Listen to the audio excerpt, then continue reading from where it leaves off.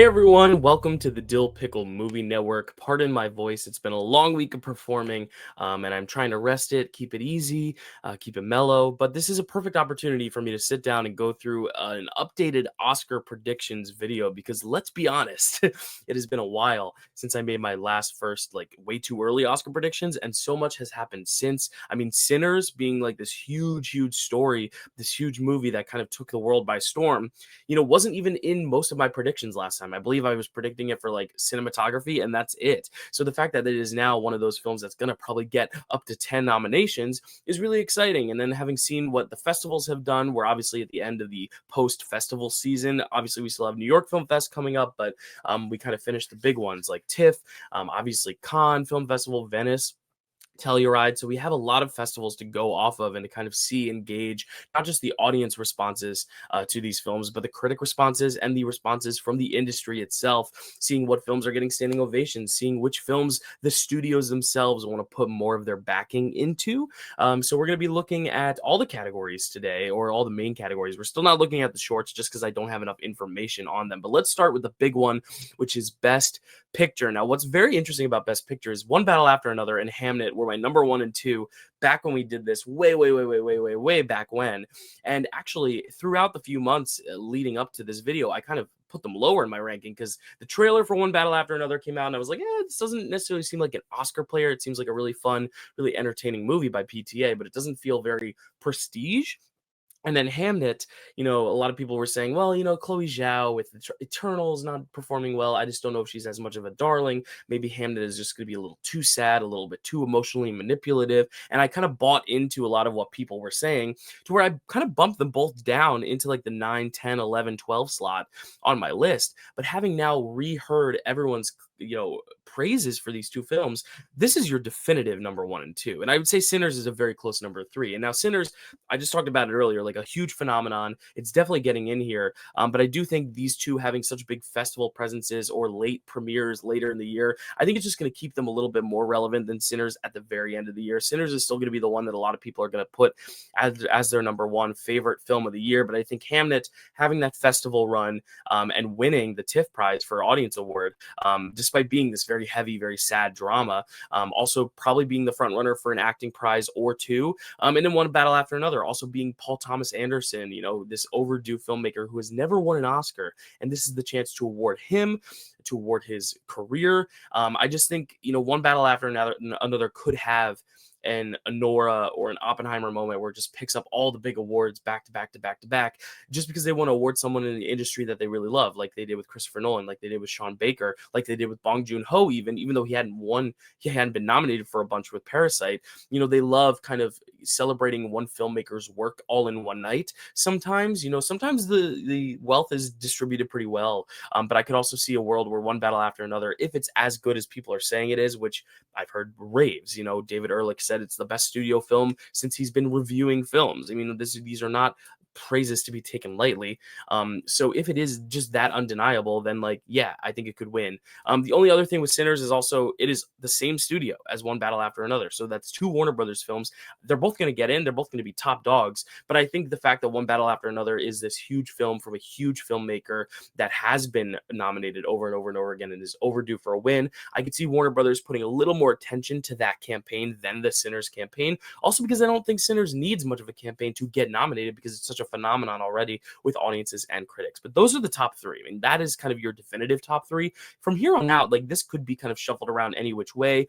I do have Sentimental Value at number 4, though. This is kind of the big one to come out of these festivals internationally. This is the kind of surefire front runner for Best International Feature. But we will talk because there are 2 other films that are both neon films, both international films that I think are actually in the running and actually have a good shot of perhaps, usurping Sentimental Value. But right now, Sentimental Value, what it has on its side is the fact that it's also going to get some acting nominations, potentially an acting win with Stellan Skarsgård. So I think that kind of keeps it toward the top of the conversation, even though if there is one film that I could see from this top 5 or top 6 slipping a little bit lower, it could be that. Springsteen, I know a lot of people are like, Is it gonna happen? Is it gonna? It's gonna happen. You know, the reviews have been pretty good. Obviously, it's a biopic. It's a musical biopic. If Bohemian Rhapsody, A Complete Unknown, you know, if these films get in there, I mean, there's no reason Springsteen should not, especially because some of the other bigger contenders that we had, like After the Hunt, which isn't even in my 25 anymore, have fallen off. You know, we're gonna have films that fall off and fall off. The more people see them, the more the general audiences receive them. And I just think Springsteen's gonna be one that general audiences are gonna love. I mean, it's Bruce Springsteen. Obviously, I come from Jersey, so everyone back home is so excited about it. I don't think it's necessarily a contender to win, but I think it's almost surely going to be nominated. I would be surprised if it's not. You know, you can check me on it later. We'll see. Also, 20th Century Studios, they have Avatar, but Avatar, again, is one of those movies that kind of speaks for itself, that I don't really think it's going to be a problem to get two big movies in. You know, I think they're going to put more of their attention on Springsteen. Avatar is just going to kind of have the box office to kind of float them into the top 10. But I again see this studio getting multiple films in. What other studio is going to get multiple films in? Neon. We just talked about it with Sentimental Value, but let's talk about it was just an accident. This is the film that won the Palme d'Or at Cannes, and usually we see the Palme d'Or winner ends up making this 10. We saw it with, I believe, Anatomy of a Fall won the Palme, Honora won the Palme. So it is a Triangle of Sadness won the Palme. So it's very common that these films that win the Palme d'Or make it into the 10, especially with the diverse voting body. They love the prestige films. They love the Cannes films. There's a reason they won the Cannes Film Festival prize, the top prize there. And I think it was just an accident. Has only been getting more and more buzz because France decided they are going to submit it for international feature, which is really cool. I didn't even realize it was a French production. It might be one of those things like Seed of the Sacred Fig, where France is distributing it for another country. But Jafar Panahi has never really been nominated in the Best Picture conversation, so that would be really cool. But yeah, I think the fact that it won the Palme, even though Neon has so many different eggs in their basket, I think Neon knows what their niche is this year. It's international.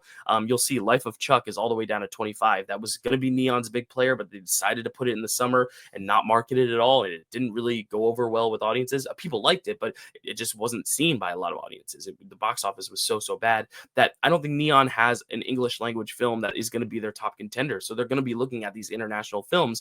And honestly, if they can really put all their attention to all three of their big juggernauts they have, which is Sentimental Value, it was just an accident. And again, No Other Choice, another film that is just being praised to no end at these festivals. You know, sometimes it just has to be a good movie. Sometimes they just nominate the best movies. And I think if Neon has three of the best movies and they're all going to be competing for international feature, and they all have like pretty well-known filmmakers behind them and people in the films that are notable stars, like who's to say they can't get three films in? And that's why I have No Other Choice at 10, because it is still on the bubble. Like I don't necessarily know if they're going to put three Neon international films in, but I think No Other Choice, again, it's been getting such great praises everywhere around the sun. You know, every single festival you go to that No Other Choice is at, people have been adoring it and putting it in their top fives, their top threes, sometimes their number ones. I mean, it seems like the consensus best films at these festivals are Hamnet and No Other Choice. That's what I've been hearing from the people I trust and the people I've been talking to and the people I know. So if it is just that undeniably good, then I'm going to put No Other Choice in. Marty Supreme is at my 7, just because this is kind of A24's main player here. And I think the fact that A24 only really has a few films to work with, I think that's a good sign. It means that they're going to be able to put all their attention to Marty Supreme. They spent so much money on it. It has a big cast. It has a very notable cast, and it's probably going to be good. I mean, that's the only thing, is like it's a big question mark. Marty Supreme, Avatar, and Wicked are the three big question marks because they're the only three films that nobody has seen yet. So, you know, they are kind of films I'm taking with a grain of salt. I still have Wicked in the 11 outside of the 10, just because I am a little bit worried that that second part is just not going to quite hit as well as that first. Whereas Avatar, we've seen the second part hit as well as the first, so who's to say the third won't? And then Marty Supreme, it's just I have that confidence with that cast with A24. A24 usually gets something in the 10, so I feel confident. And then the biggest question mark of the day, and this is kind of the biggest conversation point here to have with Best Picture, is Netflix. What is Netflix going to submit? Because a lot of people were saying for a while it was going to be Frankenstein, but then a lot of people were like, Frankenstein, it's a little slow. It's a little bit of a slog. People were saying it was going to be Jay Kelly, but then Jay Kelly didn't really go over as well at these festivals. You know, Jay Kelly at Venice kind of had lukewarm responses. You know, a lot of people thought the performances were good, but it doesn't seem like the Noah Baumbach Marriage Story type Noah Baumbach that people are like ready to nominate up the wazoo. It kind of feels like one of those other smaller Noah Baumbach films that kind of comes and goes. But even then, it still didn't even get the best reviews. So is Jay Kelly gonna be that player? Then we look at House of Dynamite, which is what I do have at number 9, and the only reason I have it there is because I think of all these Netflix films, it has been the most consistently reviewed, and it has Catherine Bigelow's name in it, and it just does feel the most Oscar-y. Like, Jay Kelly would probably feel the most Oscar-y, but it just the reviews are just not there for Jay Kelly, so I could see Jay Kelly slipping more and more and more. But I do think House of Dynamite just feels the most right in terms of the mix of critical response plus traditional Oscar fare. And that's why I have a tough time cutting Frankenstein, because Frankenstein placed number 2 at TIFF and Wake Up Dead Man placed number 3. But the thing is, the Knives Out movies haven't really gotten into Best Picture. And I feel like, you know, it feels weird that the third one would when the first two didn't, when the first one is fantastic. And also, Frankenstein, it is a genre film, and it's hard because we already have Sinners in here. We already have all these other genre films kind of teetering around here. Begonia is a bit of a genre film that could still get in. I don't know what these international films are, but some of them have I don't know if they have thriller vibes, but obviously Park Chan-wook directed No Other Choice. Avatar: Fire and Ash, that's a bit of a genre film as well, if you will. So I'm a little worried that Frankenstein just doesn't feel like a Best Picture type nominee, a traditional Best Picture type nominee, kind of in a way that Nosferatu didn't, where it's like it's going to get nominated for things that are impressive, like the text, but something about it just isn't screaming Best Picture. But I also said the same about Nightmare Alley, Guillermo del Toro's last big Oscar player. So I really do think there is potential for Frankenstein to slip in, but I do actually think I have more confidence in Wake Up Dead Man just because I think it's going to be a crowd pleaser. I think it could be up for casting and screenplay. I think Jay Kelly is still probable if these other festivals like New York Film Fest kind of embrace it, and a lot of other people find enjoyment of it that aren't necessarily the Venice crowd, because Venice is still an international crowd. So who's to say? And then Wicked is obviously teetering out there, but other films to keep an eye on. I mean, Rental Family was something that I was so locked in on as a Best Picture nominee, a few months ago, if you had asked me over the summer, because it was this heartwarming film. Searchlight, it was kind of one of Searchlight's only players here. Brendan Fraser was in it, and he was playing this really wholesome guy. I was like, this is going to get a Best Picture nomination. And then it really kind of premiered to lukewarm buzz. Like, there wasn't really any hype after Rental Family, and it didn't even place at TIFF, where it seemed like a slam dunk to place. So I don't think I have any faith in Rental Family anymore. But the question becomes, is Searchlight really going to miss out on the race this time? Which is why I look at two films. I look at Is This Thing On, which is the film starring Will Arnett, directed by Bradley Cooper. Bradley Cooper is 2 for 2 with his films. He could very well go 3 for 3. And if Is This Thing On is good, Bradley Cooper could get a third Best Picture nomination in a row for his third film, which would be pretty fantastic and pretty cool. But it is Searchlight, which actually has me confident that it could happen. But the other question mark is The Testament of Anne Lee. Now, that doesn't have distribution yet, but there's rumors going out there that maybe Searchlight is interested. And if Searchlight is like, Rental Family's not going to happen for us. This Bradley Cooper movie, it just doesn't feel like Best Picture. Searchlight could definitely put on a campaign for Anne Lee. Time is ticking. But this is also the time where Brutalist was just getting picked up by A24. And it's the same team behind The Brutalist. Brady Corbet helped write it. His wife is the person who directed this film. So I really do think The Testament of Anne Lee could be this kind of sneaky, last, sudden, nuclear explosion into this race. But the problem is it doesn't have distribution yet, so I can't put it in my 10. But if it gets that distribution, especially from Searchlight that doesn't have a main player in the race right now, because Rental Family's not going to happen, I really do think there's a chance Testament of Anne Lee could be that thing.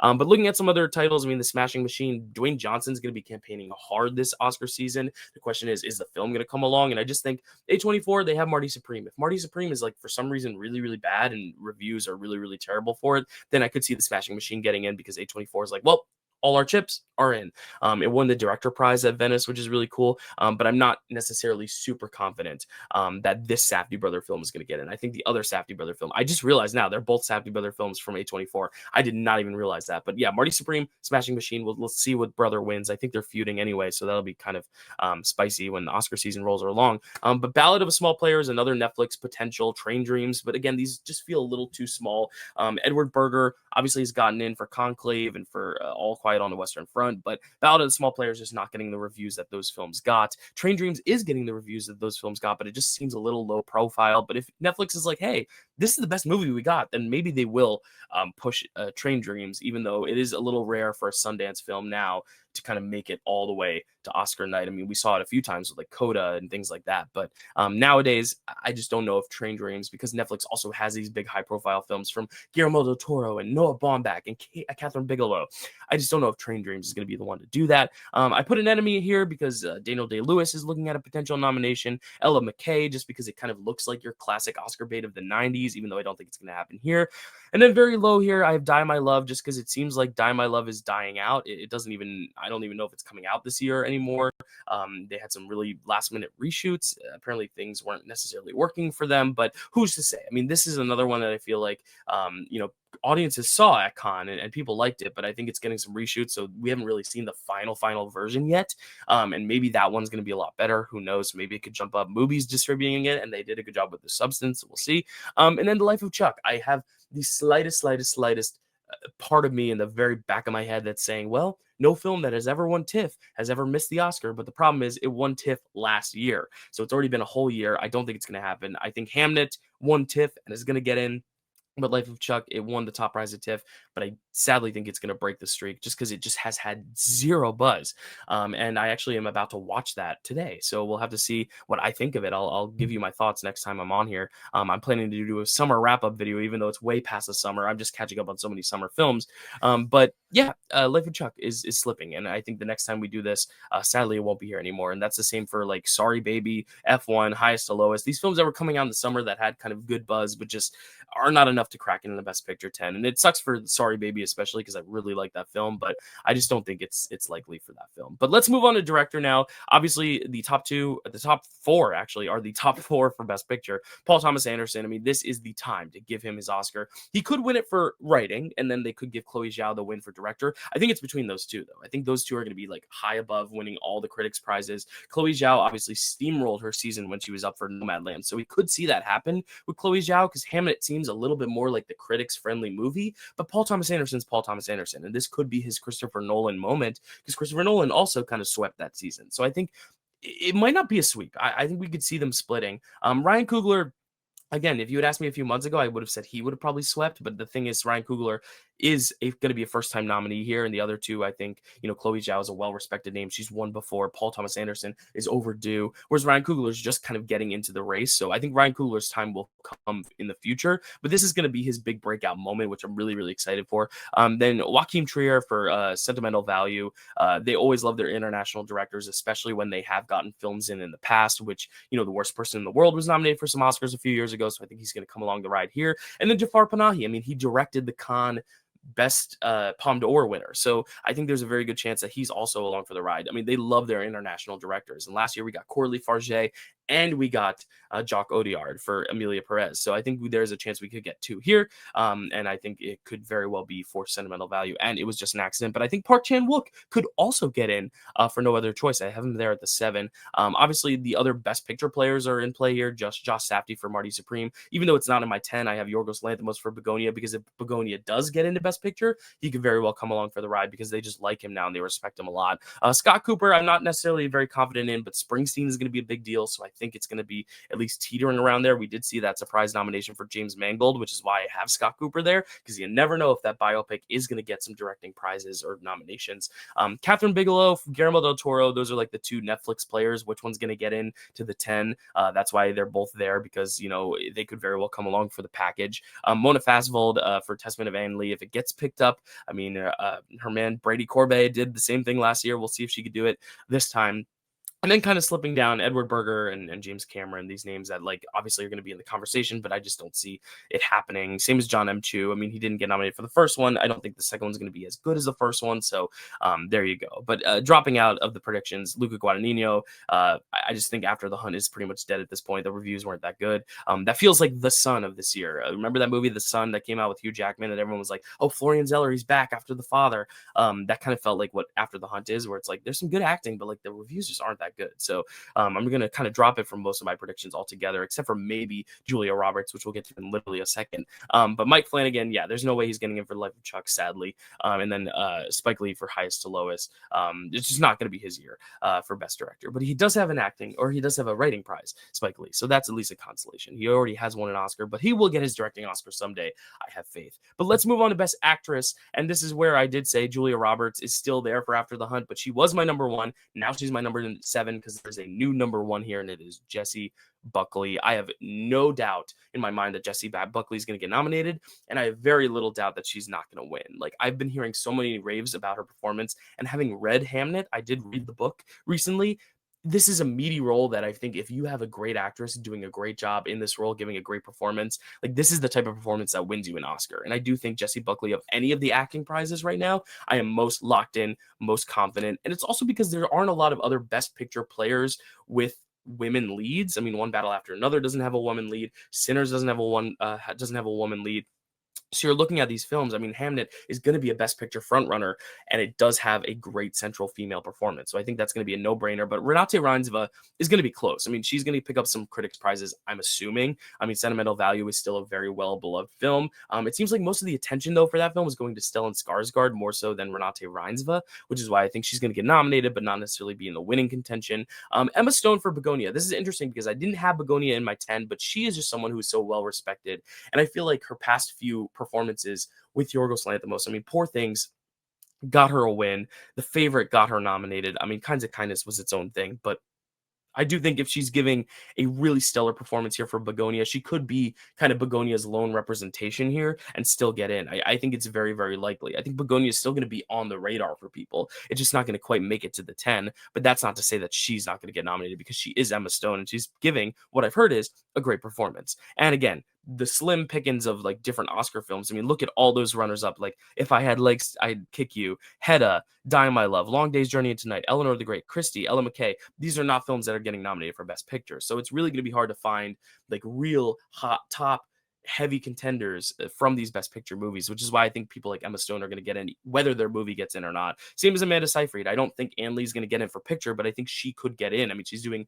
a musical performance in a big epic that is getting very well received. Everyone's saying it's the best performance of her career. This is another kind of no-brainer for me, where as long as people see it, as long as it gets distribution, I'm putting her in here. And then I do have Cynthia Erivo. I mean, this is tough. I still have her at the 5, only because a part of me is like, are they going to nominate the same exact performance twice? And I'm not saying same exact performance because it is going to be a different performance. Obviously, she's doing different things in the second one.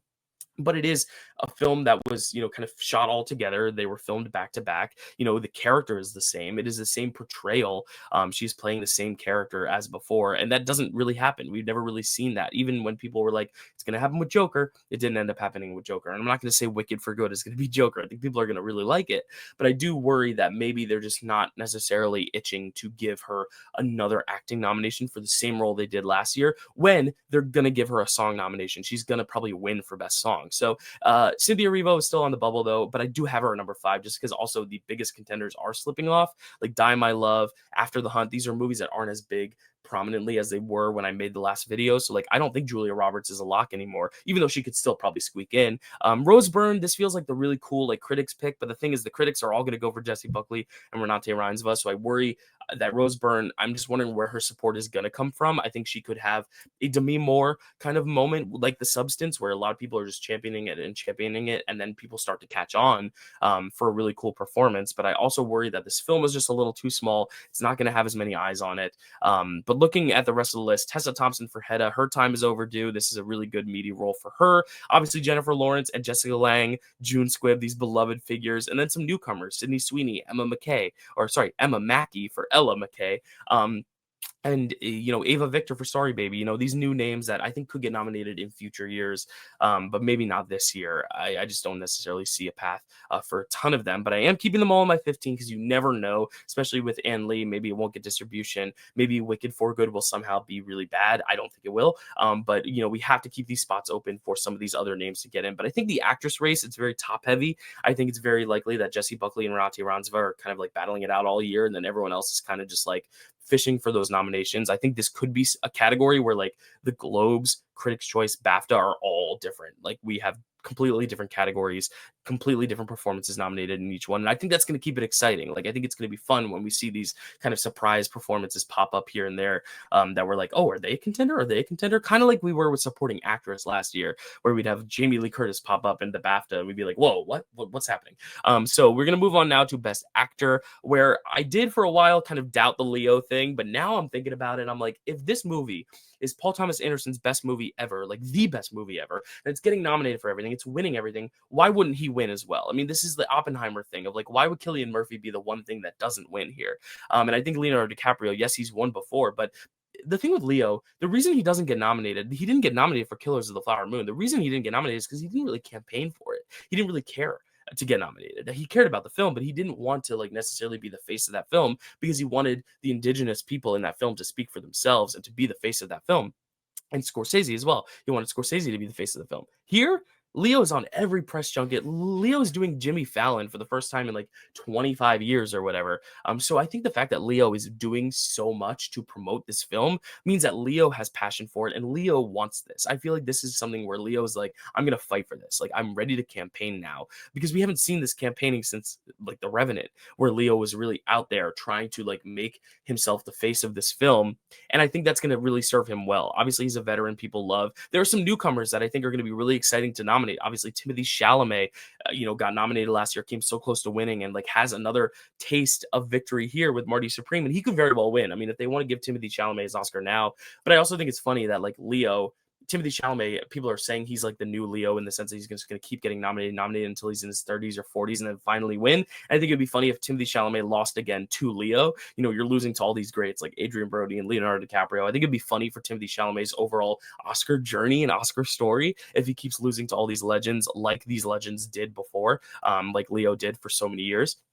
But like Jeremy Allen White is going to be giving a boss performance. See what I did there? As the boss himself, Bruce Springsteen. So obviously, there's obviously that kind of biopic nature that could obviously get him the win. Michael B. Jordan is in Sinners, which is a huge film. He's playing two roles. Like, there are a lot of fun newcomers that could get their first Oscars here. But you also have to look at the vets. You have to look at Leo. You have to look at Daniel Day-Lewis. Daniel Day-Lewis is back out of retirement. I mean, I think if Best Actress was the least competitive because of Jessie Buckley, I think this is the most competitive category. Because here's the thing. Speaking of Jessie Buckley, Hamnet, if Paul Mescal is campaigned in lead, Paul Mescal could win the Oscar for Hamnet. That's the thing. You have so many people that can not only get nominated, but win. I could see a world where Leo wins. Obviously, I have him at number one. I could see a world where Timothée Chalamet wins, where Jeremy Allen White wins, where Michael B. Jordan wins. I could see a world where Daniel Day-Lewis comes out of retirement and wins his fourth Oscar. I could also see a world where Paul Mescal wins. Now is where we kind of fall off a bit, but I could see a world where George Clooney's nominated, especially if Jay Kelly is the one that Netflix goes with as their big backer. If they're like, hey, we're going to go all in on Jay Kelly, even though we know it's not getting the best reviews, we're going to pull a maestro and we're going to go all in on a film that we know is getting lukewarm reception, but we can campaign the crap out of. If they do, George Clooney will probably come along the ride for Jay Kelly. If Jay Kelly gets in the picture, I think George Clooney could definitely come in for actor. And then Dwayne Johnson, The Rock. You would never think he'd be nominated for an Oscar, but he's going to be campaigning hard. And this is where I'm wondering, maybe this is where the Oscars draw the line. Maybe they're like, it kind of reminds me of Adam Sandler for Uncut Gems, where they're just not quite ready to give him an Oscar nomination. I mean, he is also in a Safdie film, so maybe they're just not quite ready to nominate The Rock. But again, he's going to be campaigning hard. And I think that top 8, any 5 of that top 8 could get nominated, and I would not be surprised. And once we get to number 9, that's where we get a little bit more surprising, because Brendan Fraser was someone I would have had in my 5, but Rental Family really didn't go over so well at TIFF, so I don't really have as much confidence. Colin Farrell for The Ballad of a Small Player, just not necessarily a movie that's going to pop up a bunch of places. Begonia, again, if it gets into the 10, Jesse Plemons, I'll probably pop him up, but right now I don't have Begonia in my Best Picture 10, so I don't necessarily think it's going to happen for Jesse Plemons, even though I heard he's great in it. So there are your names. Obviously, we dropped some people out, Tom Hiddleston, Ethan Hawke, but Jafar Jackson for Michael, which is going to be next year. But I really think those top 8 especially are the ones we have to be looking at as these serious contenders, not only to get nominated, but to win. I mean, I think this is going to be a nail-biter to the end, because I don't necessarily think Leo's going to sweep the season, unless One Battle After Another is just that Oppenheimer-level movie that's just going to win everything under the sun. Then I'll just start locking in Leo. But right now, I think it's going to be really competitive. I even had Jeremy Allen White at number 1 a few weeks ago. I had Timothée Chalamet number 1 before that. Before that, I thought about Michael B. Jordan at number 1. So it's going to really flip around. It's going to be really exciting to see how this race particularly shakes out. But let's look at supporting actress, where again, if there's going to be a sweep, if One Battle After Another is winning a lot, then I'm going to put Tiana Taylor at number one. I've heard she's the standout of that ensemble, even though I do think Regina Hall and Chase Infinity are also in the conversation. I have them in the next in column. But I think Tiana Taylor is the one that a lot of people are singling out as the best performance from the ladies in this movie. And then sentimental value. We always see some double nominees occasionally in these categories. And I think Elle Fanning and pardon me if I butcher this name, but Inga Ibs' daughter, Lilias, are going to be contenders for some sentimental value. I heard they're both great in it, and this feels like this could very well happen. You have two great performances in a supporting category. It's a bit of a lighter field. Then I think they could both get in. I have Ariana Grande Botera here. I do think she is more likely than Cynthia Erivo is, only because I think Ariana Grande Botera, she's still going to be a bit of the comedic relief, and I think Glinda does kind of get a bit more of a spotlight in the second half, to where I think Glinda is going to resonate a lot more with audiences than she did before, whereas Elphaba is always going to kind of be the star. I don't know if that's a valid enough reasoning, but I do think just Glinda's role in For Good, I think, could lend her to an Oscar nomination easier than Elphaba's role can for Cynthia, if that makes sense. But maybe I'm way off base. Who's to say? Maybe they'll both get nominated, maybe they'll both get snubbed. But Gwyneth Paltrow, that kind of seems to be the performance from Marty Supreme that they're going to go with. I originally had Fran Drescher here, but now I think I'm going to go with Gwyneth Paltrow as that performance from Marty Supreme that could get in. But right on the bubble, I mean, Glenn Close, still overdue for her Oscar. She's a highlight in Wake Up Dead Man from what I've heard, but she might not be the highlight to the point where they need to give her a nomination or a win for it. Obviously, if Jay Kelly is the player for Netflix and Laura Dern could get in. The Smashing Machine, this is interesting because I've heard Emily Blunt's performance is like so good, but is she going to get in as the only nominee for that movie? I just don't think so. So I think what would need to happen is either the film gets into Best Picture or The Rock gets nominated for Best Actor. If The Rock gets nominated for Best Actor, I will actually put Emily Blunt in for Supporting Actress, because I've heard they really kind of work together so nicely. But it just feels weird that she would get in and he wouldn't. So I'm going to kind of not nominate either of them or nominate both of them. And right now I'm going to choose to not nominate either of them. But I do think there's a world where they could both get in.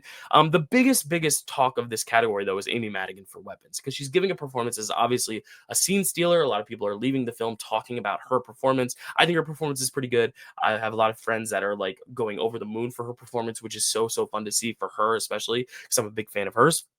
So if Amy Madigan can get in, this is just the big question: is Weapons going to be a priority for Warner Brothers, having also campaigned Sinners and One Battle After Another? Now, the good news here is that I don't think Sinners necessarily has a supporting actress play as much as it does supporting actor. So maybe this is where Warner Brothers can sneak Amy Madigan into the race. And this also feels like a cool performance that is just like one of those kind of novelty performances that people are going to talk about for years as like that really fun time. The Oscars did that really cool thing.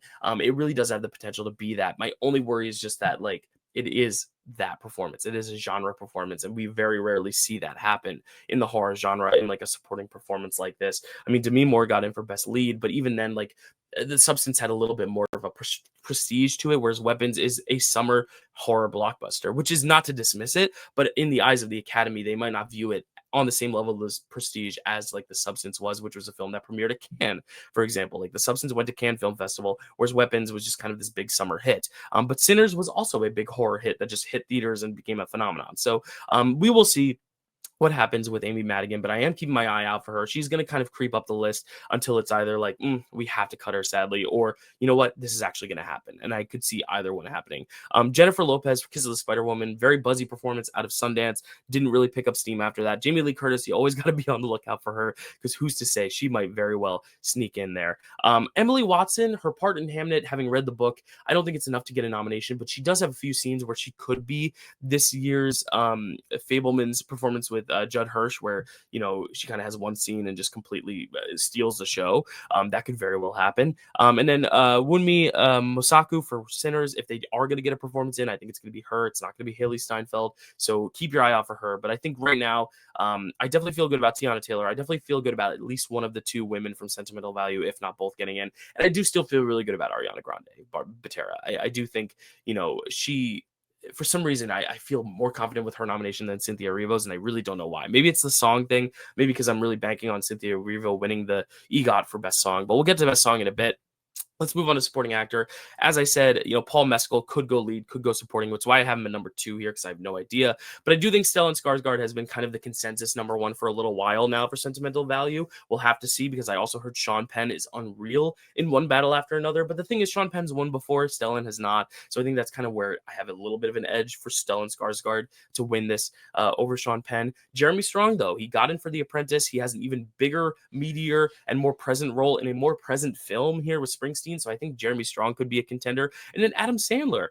Jay Kelly, I don't have it in my best picture, but something about it is saying, you know what? It's not going to get nominated for best picture, but it's finally going to get Adam Sandler that acting Oscar that acting Oscar nomination because he's been overdue for so long for Punch Drunk Love, for Uncut Gems, for Hustle, like all these movies where he's shown great dramatic performances. And now here, everyone seems to be universally believing that Jay Kelly, it's not that good, but Adam Sandler is fantastic in it. And I think this could be a really cool opportunity to award this guy at least a nomination for his career. But my worry is that because Jay Kelly is not this big, best picture juggernaut at once might have been, that they just dismiss it all together. And they're like, well, no, it's not going to be his year this year just because the film is not our favorite. But I do also think Netflix being behind it gives it a little bit more juice to get Adam Sandler that nomination. But really, any of those guys could win. Just looking at it, like I could see a world where they give Adam Sandler the win because he's overdue. Same as Stellan Skarsgård. I could see a world where Jeremy Strong goes back to back with Kieran Culkin as the Succession boys. They love Jeremy Strong in the industry. And I could also see a world where Sean Penn wins another Oscar, a third Oscar, just because he's so good in that movie. And if that movie sweeps, then who's to say? And then Paul Mescal, who is essentially the lead amongst all these supporting performances. So I think Paul Mescal, Sean Penn, Jeremy Strong, can't count them out. Adam Sandler can't count them out. Stellan Skarsgård right now the favorite, but I could see this switching throughout the season. This could be one that is also very fluid, where we're seeing multiple different winners throughout the season. This is the one where I think a different show could award a different person. Like Stellan Skarsgård might win Golden Globe, Paul Mescal might win BAFTA, Sean Penn might win the Critics' Choice, and Jeremy Strong may win SAG. Like that could very well happen. And Adam Sandler could win something else, a Kids' Choice Award. I don't know. But we're moving on now to some of the next ins. Delroy Lindo, Miles Caden for Sinners. I think they are obviously on the bubble. If Sinners gets in and gets so many nominations and they want to just pull all these other nominations alongside its package, I think Delroy Lindo is a little bit more likely because he's a little bit more of a name. He's a little bit more overdue, whereas Miles Caton or Caden, I don't know how to pronounce his last name, is going to be kind of a newcomer to the scene, and maybe they're just going to award the vets here, especially looking at that best supporting actor lineup. That's all vets. That's all like people who've been working for a while. Paul Mescal being the youngest one, but he's already been nominated for an Oscar. Rental Family, Akira Emoto. I've heard he's kind of the acting standout amongst the supporting cast. If this is a shallower field, I could see him getting in, but it's just not. Jonathan Bailey has a meatier role in Wicked for Good than he did in the first Wicked, which is why I actually think he's pretty likely to at least kind of pop up in some places, maybe SAG, maybe Critics' Choice, but I just don't know if he's going to get that Oscar nomination. Anemone, again, Sean Bean is kind of a co-lead with Daniel Day-Lewis. They're obviously not going to campaign him for lead because Daniel Day-Lewis is Daniel Day-Lewis, but I could see him getting in if they both get in. And then here on out, I kind of trail off. I mean, Jacob Elordi for Frankenstein, I don't think it's going to happen, even though I've heard he's really good. Josh O'Connor, I heard, is the standout of Wake Up Dead Man, so if they want to kind of pick out their highlight, it'll be him, but they've never nominated a performance from the Knives Out movies here. So I do think that top 5 is pretty solid for now, with Adam Sandler being the very vulnerable one that could easily be replaced with one of the Sinners guys. But right now, I think that's 7.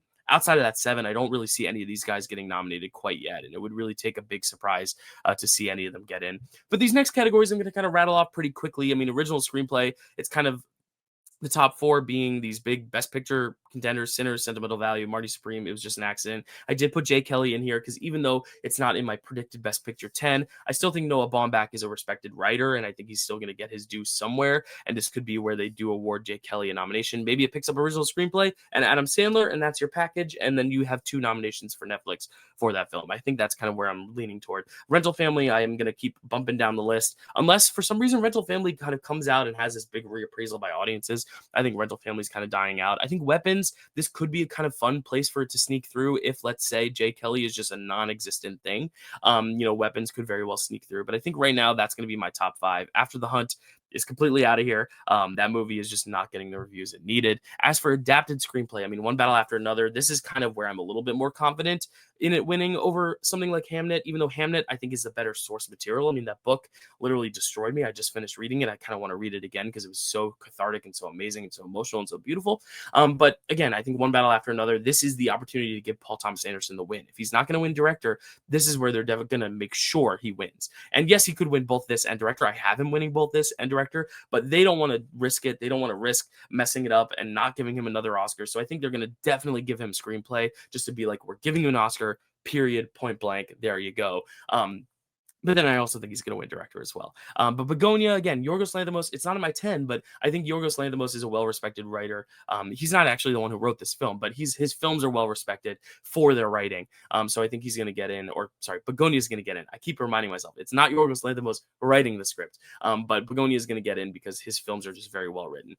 Wake Up Dead Man, this is where I actually do see Knives Out getting in, because these films always get in. Glass Onion got in here, so I don't have any doubt that Wake Up Dead Man will as well. And then No Other Choice. I mean, this is one where even if it doesn't crack the 10, it's so well reviewed, it's so well respected that I think it's going to squeak in here, especially because looking at the competition, like, I don't see Frankenstein being a big player here. Ballad of a Small Player, probably not going to happen. Springsteen, maybe. I mean, A Complete Unknown was a big Oscar player, but I just don't know if Springsteen needs to get in here for screenplay. I don't think it's necessarily going to be the highlight of that movie. And then Life of Chuck. I mean, this is where like the TIFF thing still sits in the back of my brain. Like, it did win TIFF. Maybe there's a world where Life of Chuck ends up squeaking through as that lone screenplay nomination. Who's to say? Nirvana, the band, the show, the movie is also one that's going to be like kind of buzzed about, talked about. But again, these are kind of wishful thinking predictions. I think right now, those 5 are what I feel really good about. But let's move on to some of the specialty categories. We have animated feature here, which looks so different than last time. I think last time I only had Zootopia and Elio in here. And I'm not necessarily sure if Elio is gonna get in. I just think the reception was kind of lukewarm. But really looking at the crop of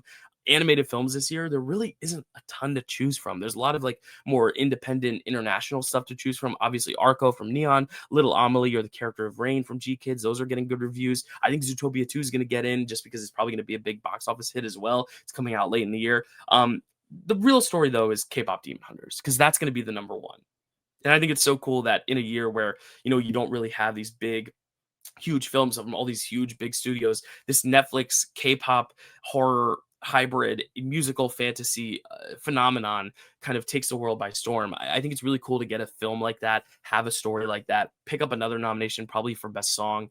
So K-pop Demon Hunters, it's been a phenomenon. It's the same studio that did Spider-Verse, so I have no doubt in my mind that K-pop is going to be the big story when it comes to animated this year, and I think it's all locked up for a win. The only thing is, like, what is going to get nominated? So right now, those are the 4 films I have, but there's really not else to pick from here. I mean, this feels like the definitive 5. If anything's going to miss, I think it's going to be Elio, just because the reviews were not there. But again, I just have struggle picking who is going to fit in that slot, because The Bad Guys 2 wasn't that good.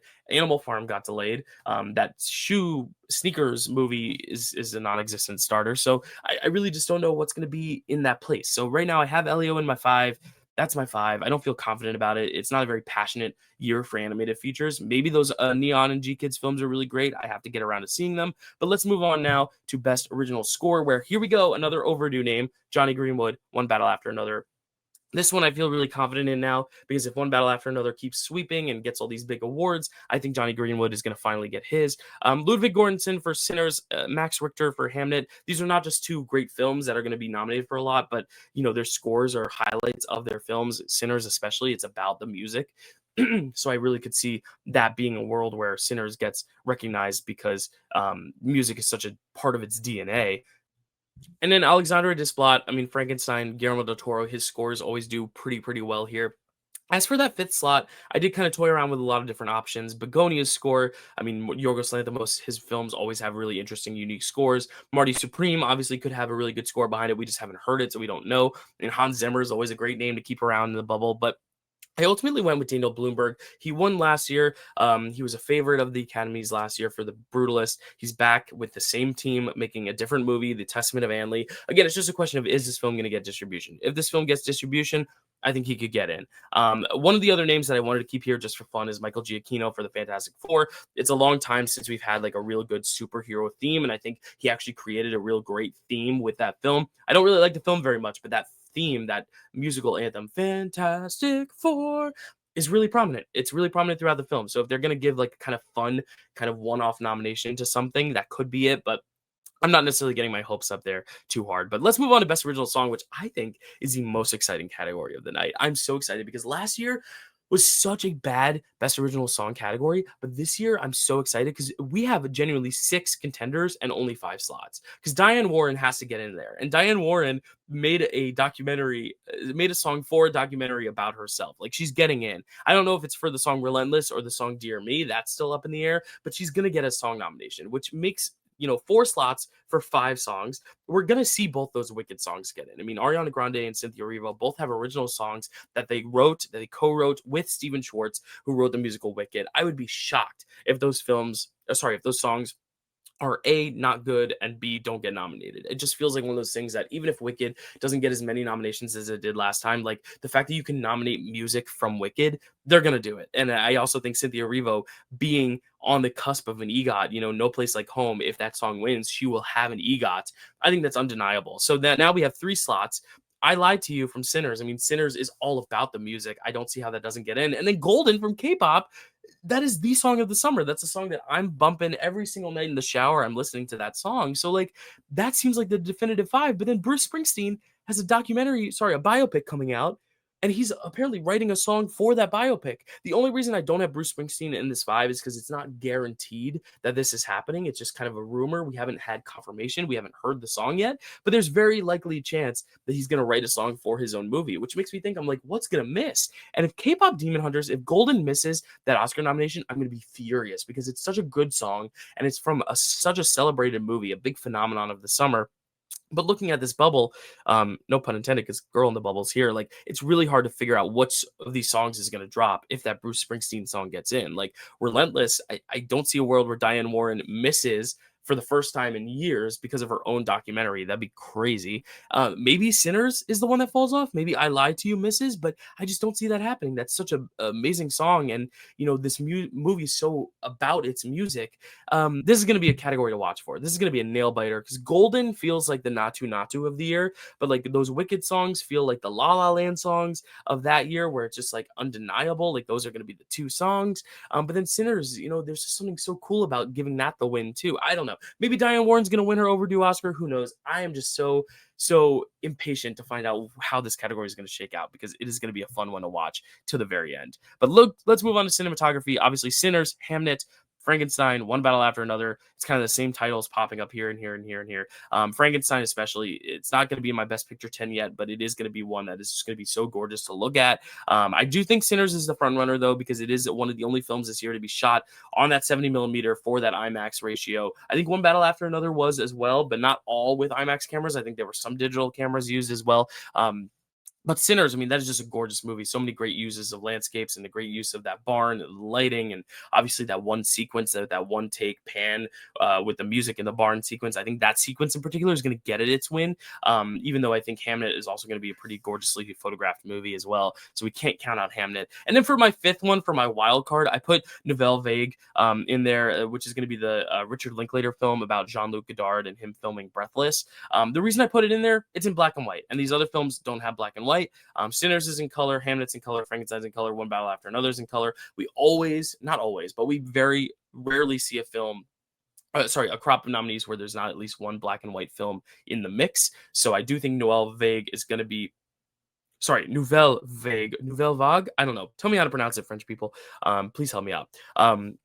I think that feels like the black and white pick that could really well happen because also Netflix is backing it. And if all these like kind of one-off cinematography nominations come up in the past years, I mean, look at El Conde, Maria. These were Netflix films that Netflix just knew, hey, we should campaign this for this award. And I think if Netflix is like, hey, we should campaign this for cinematography because it's black and white, it's gorgeous. Richard Linklater, he's also a respected name in the industry, so people are going to be watching that film. So that's going to be kind of my wild card 5th pick. But I also wouldn't count out Ann Lee if it gets distribution. I mean, Ann Lee is said to be gorgeous. It's the same filmmaking team as The Brutalist, and The Brutalist was this big epic that was widely beloved for its cinematography. It won cinematography, I believe. But you also have Begonia, Yorgos Lanthimos' films, also very eye-catching, very inviting cinematography-wise. F1, if this follows in the suits of Top Gun Maverick. Actually, Top Gun Maverick got snubbed from this category, so I'm putting F1 out of there. Never mind. F1's not going to happen. But really, there are a lot of options here, and it's really exciting that we do have a competitive category in almost all these texts because One Battle After Another, Sinners, and Hamnet are not just all top 3 films. like consensus wise, but they're also all three very technical films. So you're going to have a lot of text where these three films are just battling after another, hence the name. But they're going to be battling each other for that win, which is going to be really, really exciting. As we move on to editing, which again is between one battle after another, Sinners, and I also have Hamnet in there. It's going to be again the same films coming up, but because these are very technical films, and I think one battle after another, again, if it's going to have a sweep, I think it's going to pick up editing along the way. But I do think this is one where Sinners could also surprise. I think this is also one where Marty Supreme could surprise because we know the Safdie brothers, we know their films are very kinetic, have high energy, high pacing, and I could see this being a world where Marty Supreme maybe gets that surprise win here because they've been giving awards to Sinners and one battle after another and Hamnet everywhere else, that this is the place to award Marty Supreme. But I also have Springsteen in here. It's a musical biopic, so there's going to be a lot of great musical sequences. They really do love their musicals in this category, or at least films with music. That's also why I have Wicked out there on the bubble. Sentimental Value, just because it's going to be a Best Picture contender, is going to be up there as well. House of Dynamite, it's a war film, could very well get in. F1, again, because of the quick cuts, the editing, the cars, the racing. I think F1 is always going to be one of those question marks of like, if it had a better distribution, if it came out later in the year, it'd probably be getting all these tech nominations, but it just feels like maybe it's only going to get visual effects, maybe sound at the end of the day, which is sad because I think it's a very technical film. But I just think, time was just not on their side necessarily. But let's move on to production design, where Frankenstein is actually going to be my number one. I mean, look at that set. Guillermo del Toro's sets are always, very crowd pleasing, very visually eye catching. I mean, Wicked is there number two, but the only thing is like Wicked, how many of those sets are going to be new versus reused? I think if they reuse a lot of the same sets, especially like the castles and the towers, maybe they're not going to necessarily hit as much. But there's also the world where they create all these brand new sets and everyone loves them and they nominate it and they win again for it. I would not be surprised if any of those two won. But Hamnet, they have to recreate the Shakespeare Globe stage, which is really, really cool. Like kind of the old fashioned globe, which is really, really cool. I could see Hamnet getting a nomination for that at least. Sinners, obviously the barn is a big thing. That's a kind of movie all about its setting. So I think it's very likely that that gets in. And then Avatar Fire and Ash, I think, despite it being a lot of digital production design, there are still new sets with every Avatar film that I think are going to be really exciting. So yes, I do have all these films in here, but I think The Testament of Anne Lee, again, a film to keep your eye out for. Begonia, Marty Supreme, some fun ones that I put in there. Obviously, The Fantastic Four, First Steps, a very well-designed movie in terms of production design. I could see that getting in. And then Springsteen, because you are still creating a musical atmosphere. It is still a period piece. There are going to be sets, throwback sets and stuff. So I can see that squeaking in here on the bubble. But costume design, this is where I do have Wicked winning. I think Wicked, obviously, you look at those new costumes. There are going to be so many new costumes that I think they're going to want to award. But Hamnet, also a period piece, a lot of period costumes. Frankenstein, you got the horror element of that. You kind of got the Nosferatu thing going on, where these going to be really dense, gothic, great, dark costumes. This whimsical world that Guillermo del Toro has given us. Sinners, I feel a little less confident about costume design for Sinners, but still, there's still so much culture and so much great use of, atmosphere and time and place and period with those costumes in that movie that I think it's still going to squeak in. And then Anne Lee, again, if it has distribution, I'm going to put it in here because it does feel like one of those very lavish, beautiful films to look at, and costumes is part of that. And on the bubble, Marty Supreme, it's going to be a lot of people in suits and stuff, but it is, again, a film with a lot of characters, a lot of personalities, maybe have a lot of outfits, maybe a cool sense of style there. Springsteen, again, he's on the road. He's a performer. He's got a bunch of costumes. Complete Unknown got in here, too, so I feel like Springsteen could as well. Kiss of the Spider-Woman. They have great costumes from what I've heard. I haven't seen it yet. Begonia, Superman. Superman's another kind of like wishful thinking pick. But again, they designed a new Superman costume for him. So who's to say? I really do think this is a very shallow category. I think those five feel really good. And like you could take out Anne Lee and put in something else. Maybe like Marty Supreme, maybe Springsteen, maybe Begonia. But right now, I think those top four are pretty locked. And then it's really about what's that fifth slot going to be for costumes. Moving on to makeup and hairstyling, though, this is a really fun one because this is where we get so many new titles in the mix. I mean, 28 years later is in the mix here. The Wizard of the Kremlin, Wolfman. This is where we could also see weapons. So I think this is going to be a fun category when all is said and done. I think we're bound for like one big surprise movie where we're like, wait, that movie's nominated for an Oscar. And I think that's going to be 8 years later where people really like that movie. And then it's going to pop up here and everyone's going to be like, yeah, it got nominated, as it should, because it has a really good makeup team behind it. But right now, Frankenstein, I mean, they had to create the monster, Jacob Elordi and all that makeup. I think that's going to be your front runner for the makeup prize. But there have been a lot of great disguises. I mean, the Smashing Machine, you're literally disguising Dwayne Johnson to look like someone completely different, a huge transformation. They love their transformations. I mean, Wicked for Good, obviously you're transforming Cynthia Erivo go. You also have all those Aussie and hairstyles. I mean, if the first one got nominated, the second one's going to get nominated as well. And then Sinners, where I don't think the makeup is as overt. I mean, it's mostly just the vampires, but again, the vampires, there's a lot of blood. I think it could very well happen. So I think it's really just going to be about, what the biggest transformations are. Frankenstein, Jacob Elordi, big transformation. Smashing Machine, The Rock, big transformation. That's why I also have Begonia really close on the bubble, because I think Emma Stone's going to have a transformation there, as she always does in these Yorgos Lanthimos films. Moving on to visual effects, though, Avatar, this is where I think Avatar is going to win its big award of the night. I do think the superhero films, Superman, Fantastic Four, I think they're going to get in just because this is a kind of shallow year for visual effects. There aren't a lot of big above-the-line category contenders that are going to have visual effects. I mean, the only ones I can really think of that have a shot at Best Picture are Avatar, obviously, but then also Wicked. I think outside of that, there aren't any big contenders that are going to have visual effects, like One Battle After Another, Hamnet, even Sinners. I just don't think the visual effects in Sinners are very prominent. Or at least worth nominating necessarily. So I think this is where we're going to see some cool picks. Again, Tron Ares would be a really cool film to get in here because the Tron movies always look so interesting and dynamic. And I think especially with this new technology, it could squeak in there for visual effects. I think this is where F1 does get in. I think F1 will get a nomination here because it is all about its visuals, its sound. And I think this is a shallow category where a film like this can still get in, especially with Apple's backing of it. The Jurassic World movies, none of them have gotten nominated. So I'm not going to put this one in either, but I do think there's a chance, if it is a shallow category, that it could get in. How to Train Your Dragon, maybe the live action Toothless, who knows? We'll see. But moving on to best sound, F1 is also in here, but I think Sinners is the number one definitive here. I think sound in Sinners is so important in its storytelling. I do have the next big musical in here as well with Wicked for Good. Obviously, those big blockbusters, F1, Avatar, Wicked, they're going to get in here just because they do use so much sound. I mean, sound is part of their spectacle. And then Springsteen, I mean, it's the music biopic of the year. There's going to be a lot of music, a lot of musical sequences. I would be shocked if it doesn't get in as well.